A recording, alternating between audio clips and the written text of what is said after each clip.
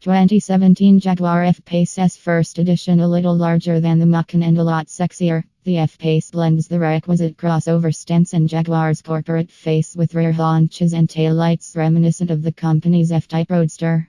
It's a modern and more artful interpretation of the backwoods Corvette on a blazer frame mashups that you see on YouTube, and it's a stunner, particularly in profile and from the rear.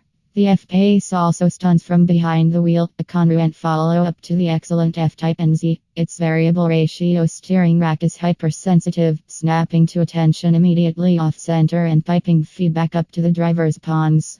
And the chassis commanded by that steering boasts a neutrality rare in the crossover realm, rotating off throttle before a poke of the accelerator tucks everything back in line. The all-wheel drive system sends torque exclusively rearward until it senses a need for it at the front end. In extreme conditions, it can divert up to half the engine's output forward. But those 22-inch wheels that look so good, and the Pirellis that grip so well, can often overpower the dampers, transmitting impacts into the cabin that the Macan is able to filter out. The tires also tramline on uneven freeway surfaces while the Porsche tracks true.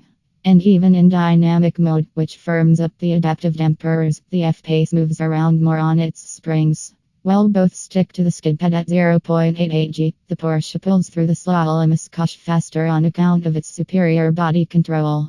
And while their 70 to 0 mph braking performances are nearly identical, 160 feet for the Jaguar and 157 for the Porsche, the F-Pace's pedal travel starts with a moment of worrisome squish.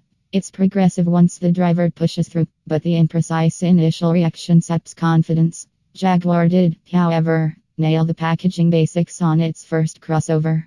It seems likely that notes were passed between the Jaguar and Land Rover R&D teams. Occupants sit upright, with excellent lines of sight and plenty of room front and rear. It might look as if it belongs in a different size class, but the F-Pace isn't actually much larger than the Macan at all, measuring just 1.6 inches longer and 1.4 taller, with 2.6 inches more wheelbase. But as soon as anyone needs to climb into the backseat, the F-Pace again seems one size up, with real space in back for adults, even 3 of them, in a pinch while time in the back of the Macan rates as punishment for everybody. And no mere pretty face, the F-Pace is rated to tow 5,290 pounds while the Macan is cleared to tug